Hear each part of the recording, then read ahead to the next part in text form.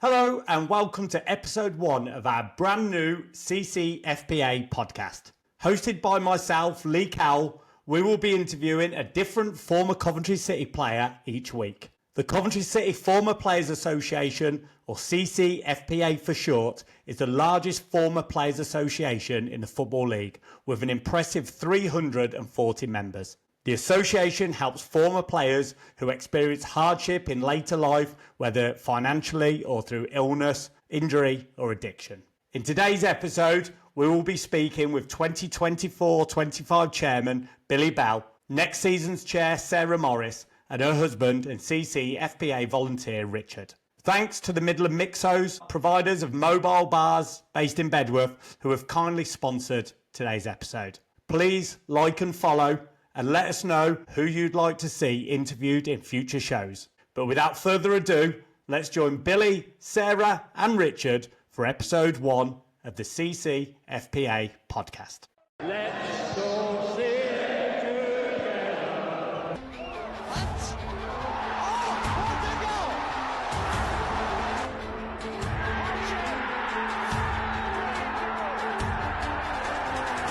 Gus Harmer scores! The Sky Blues are sky high. Will I still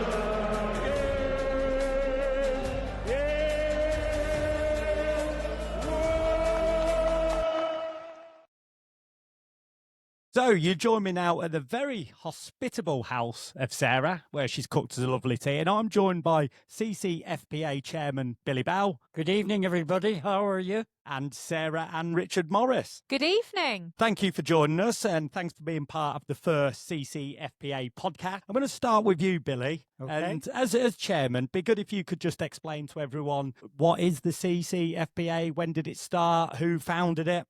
The CCFPA was formed roughly 20 years ago. In fact, next year will be our 20th anniversary. It was started by Mr. Jim Brown, the club's historian, with a few other well-known people around Coventry, who felt that the club needed to invite former players back and welcome them back into the Coventry City family. And here we are 20 years later, still going strong. A fantastic achievement, Billy, and I believe that it was recently discovered that we are the largest of its kind in the UK. Absolutely right. Everton held that post, if you like, for a long, long time. But I spoke to the Everton chairman of their former players just before Legends Day, and their total membership was 280. And we worked it out that we had 340. So we are now the biggest in England, and I wouldn't be surprised if we were the biggest in Britain. But we'll have to look into that. But it's a remarkable achievement, done by a lot of hard work, research, finding people, visiting them at their homes, bringing them back into the family. That really is amazing work. Well done. And Sarah, if we can come over to you, what do the Former Players Association do? What sort of events do they put on? Right, okay. Well, we are massively involved on a match day because for the lounges, we get a former player in to be interviewed in all of the lounges on that day. We also do a Legends Day. We do a golf day.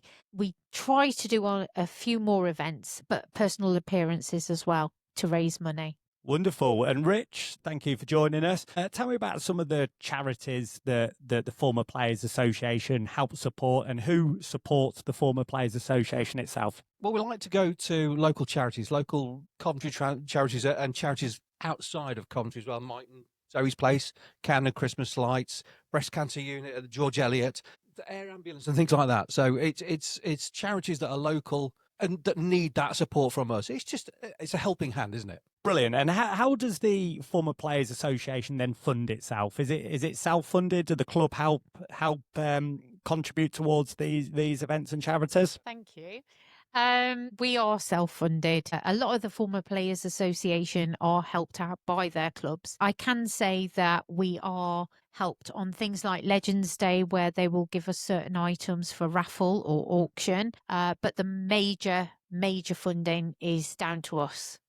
Brilliant work. And Billy, how does a lot of that funding take place? We're very fortunate. We've got a lot of local businessmen, and we've got a wonderful website, and it's only £250 a year to have your company advertised on our website. At raises a lot of money for us. Legends Day with auctions and raffles, as Sarah's explained, and our golf day is very similar. All this money goes into a pot, and we're on standby because, excuse me, we have had players who have hit hard times, gone through the mill with different problems. We help them financially, and if we can't help them, if it's too big a, if you like, an event for us to help, we've got a direct line to the PFA, who will come in, and if we do the initial help, they will take over and help our former players. So it's good for them to know if they've got a problem, they come to us. Amazing work, because it is always worth remembering that footballers today, they're paid well, especially the Premier League players,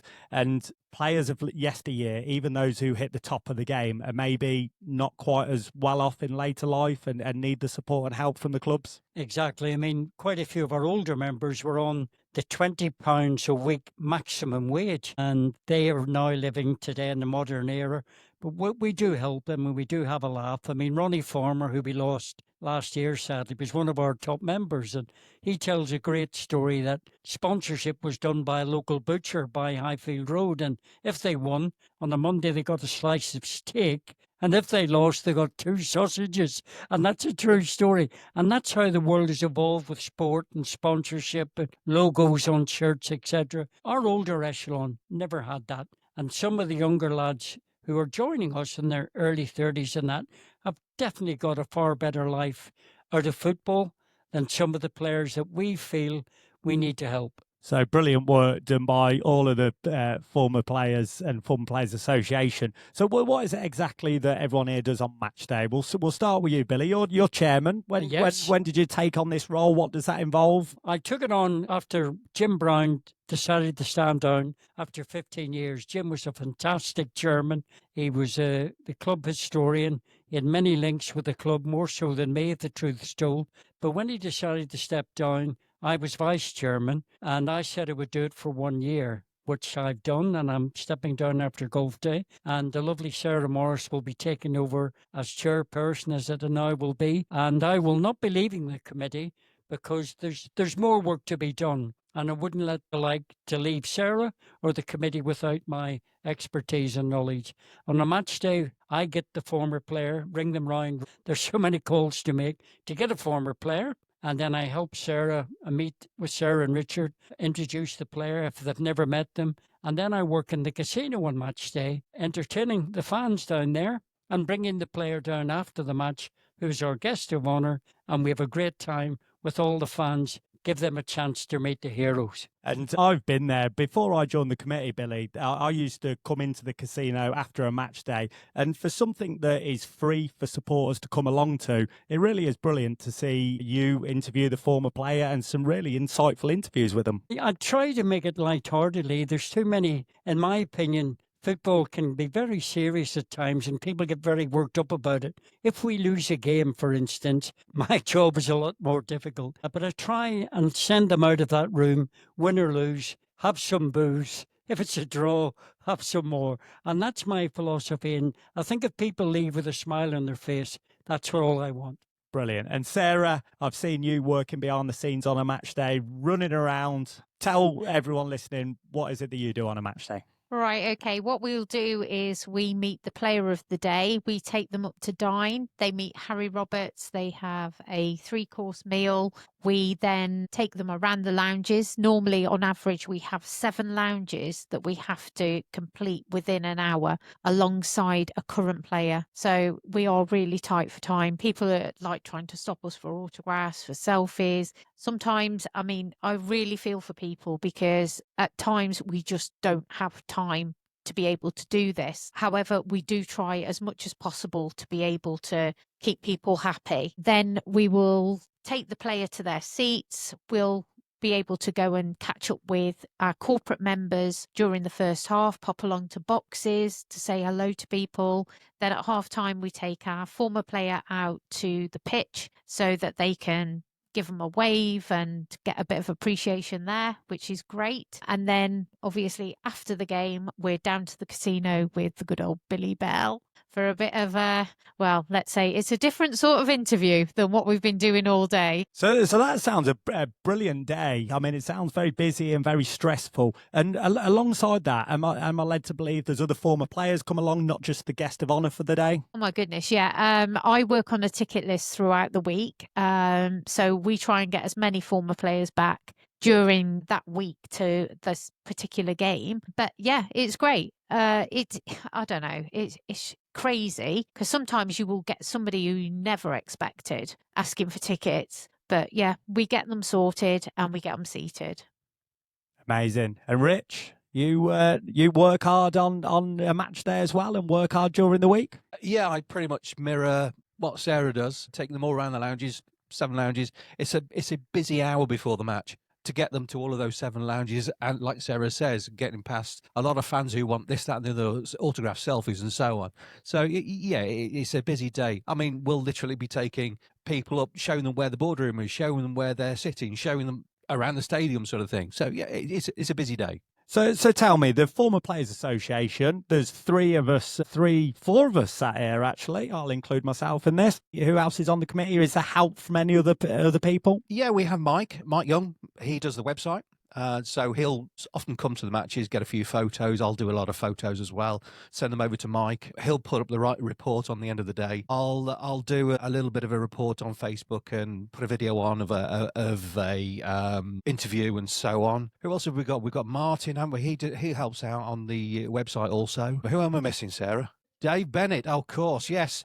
The front of house people, we've got Dave Bennett, Kirk Stevens, Dietmar Buck, yes. And sometimes Boosty helps us out as well. Brilliant. So a really good mix of volunteers and former. Yeah. It's all good fun. We've also got from Ian Harding, Bedworth and Nuneaton Supporters Club. Can I just give a big shout out to Bedworth and Nuneaton Supporters Club? Great supporters of us, yes. They are massive supporters of the Former Players Association. They're amazing. Brilliant. So Sarah, Legends Day, that looks like it takes a bit of organising to me.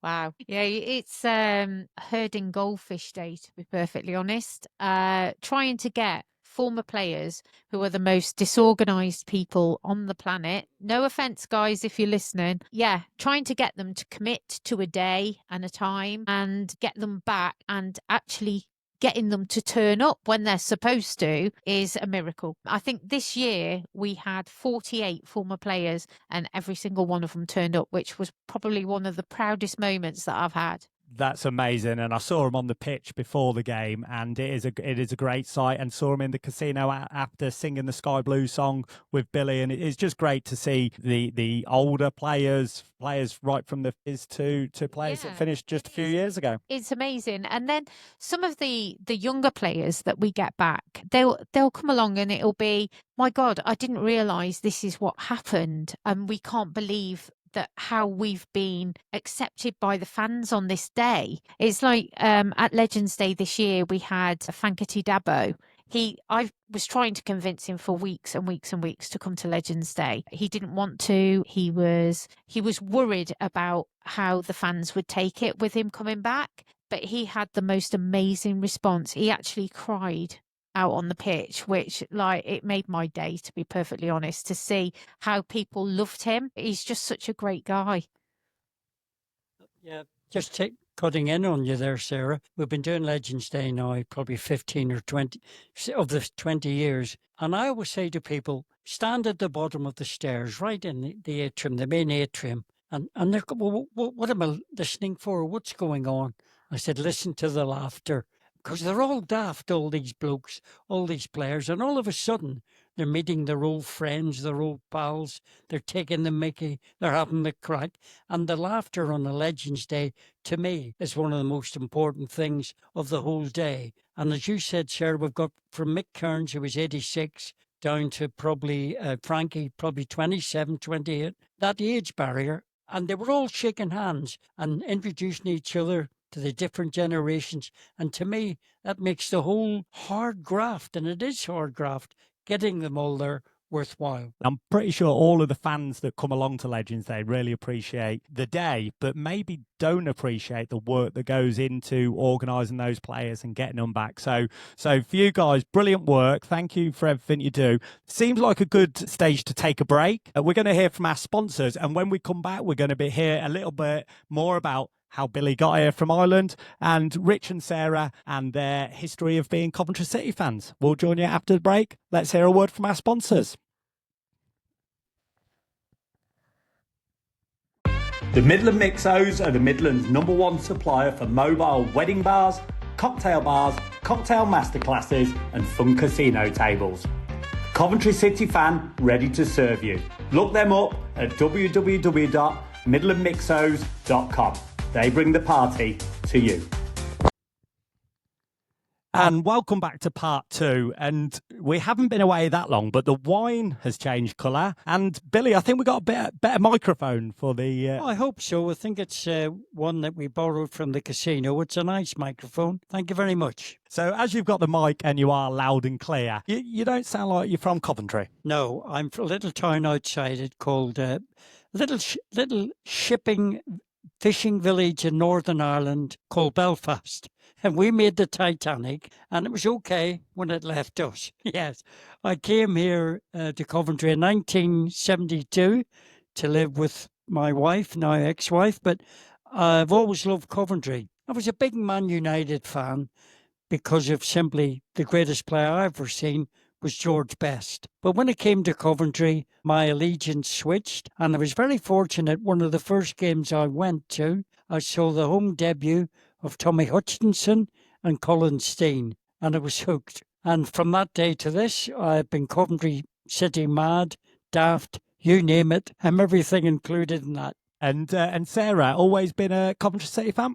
Yeah, I was actually born and brought up in Rugeley, which is 40 miles away from here. However, my stepdad was born and bred in Coventry, which it was a disgrace if you did not support Coventry. So yeah, from a very, very early age. Brilliant. And Rich, a Coventry City fan all the way? From day one, I was born and bred in Coventry, so at Walsgrave Hospital. Little lad. So everyone's living their dream to be involved with the former players, and you must have come across some of the players that you grew up watching as kids. Then any favourites that you've had along? It's well known within the committee. I'm a Roland Nielsen fan, only with that floppy blonde hair. I mean, I'm not that way inclined, but if I was. And it's fair to say then that if the Former Players Association podcast is going to be inviting former players every week, hopefully we'll get one or friends of the former players, and Roland Nielsen would be the person you'd like to see come along, is he? I'm sure he'd agree to it. Quite a few have already agreed to it. So let's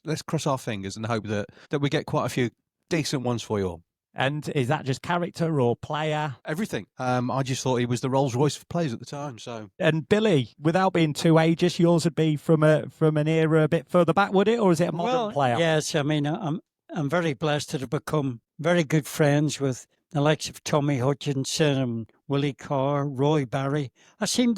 The Scottish guys seem to adopt me because they're all daft and I'm daft. And Chris Catlin, of course, I go down to visit Chris in Brighton. And also in Benidorm, I always go and visit Mr. Bill Glazier, who was a record signing as a goalkeeper at the time. And we're so blessed. The job we do, if there's any perks, and I suppose it is a perk, the players who we adored and watched, like the 1987 Cup final team, have become good pals, good friends, and this is what I love. And they don't treat us any differently to any other folk, and they're great with the fans, and the fans are great with them. And I think that's what keeps us going. And you do a lot, Billy, with the boys of 87. I've seen you on tour with them. A great bunch of guys who still keep in touch and regularly go for a beer with each other. Absolutely. They're a very, very close unit in 1987.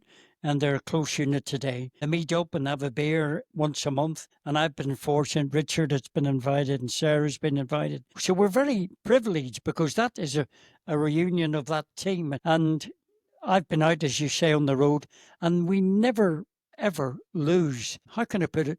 No one ever gets bored talking about 1987. If you speak to any of those players in that team, no matter where they go, Tesco or down to bookies or wherever, people will always want to talk to them about it. And there's always, amazes me, there's always different stories from the players, the things that happened that day, and from the fans' point of view, which is what I love as well. Amazing. And Sarah, I don't know if it's former players for you. I know you've got close affinities with some former managers. Yeah, one in particular. I think we can safely say that I'm so lucky that we've been in a position to have a friendship that we've got with Mark Robins. Great guy, fantastic manager, absolutely gutted when he left. We're still in touch. We spoke today because it's his wedding anniversary and our wedding anniversary as well. So we've been in touch today. He's well. And thanks for agreeing to do this podcast on your wedding anniversary. Not a problem. Do you know what? 24 years. It's a breeze. Don't worry. So it's also Mark Robins' wedding anniversary today as well. It is, yeah. We struck up a friendship, which was amazing. I think possibly because whenever we met up and had a chat, it wasn't all about football. Yeah, obviously, he knew that we had a love for the club. So did he. But however, we used to speak to him about normal things. So to him, it was like just chatting to a friend. We got him in touch with the Mad Hatters when he needed a hat for his daughter-in-law for Wembley. So he even came round the house and met the Mad Hatters. That was a great day. So, do you know, the days that we do have on the association, I mean, can be unbelievable. They are so random and it is crazy, but it's brilliant. And this week we've got the golf day, the annual golf day. This podcast, hopefully, as long as everything has worked properly, will go out on Wednesday. Golf day's tomorrow, Thursday. That could be after people are listening to this. But who's coming along to that? Who can we expect to see? Right, who can we see? We've got some favourites like Kirk Stevens. We've got Dietmar Brook. We've got Mick Kearns. We've got... Please help me. Yeah, Oggy is coming along. We've got Carl Baker, Robbie Simpson, Gordon Strachan. Who else, Billy? Help me out. Greggy Downs is coming up from Norwich. I should remember that because I actually booked his hotel for him. Amazing. If I'm right, it's 3 players and they all get a former player with them. Prizes galore. Right, yeah. You've just got out some of the whiskey that's for prizes and champagne labels. What a brilliant day. And I'm sure everyone will have or has had, depending on when people are listening to this podcast, a brilliant day. And anyone, hopefully, next year it will takes place in around June. Yeah, definitely. We normally aim for the first Thursday in June. So anybody who wants to come along, if they've got a passion for golf, it's a team of 3. We put a former player with every team and we have a great day. Jordan Shipley's coming along. He's such a good Jordan, any truth in the rumour last year Jordan Shipley played and had a caddy? Yes, I think the caddy involved was Mr. Josh Eccles. A wonderful day. Really looking forward to being part of my first golf day tomorrow. And so, Sarah, who would you most like to see interviewed on the Former Players Association podcast? Oh, my goodness. Do you know, we've made so many friends in the past 12 years that it's very difficult. But I have a birthday buddy that has said that he's quite prepared to jump on board and do a podcast with us. And shall we leave that?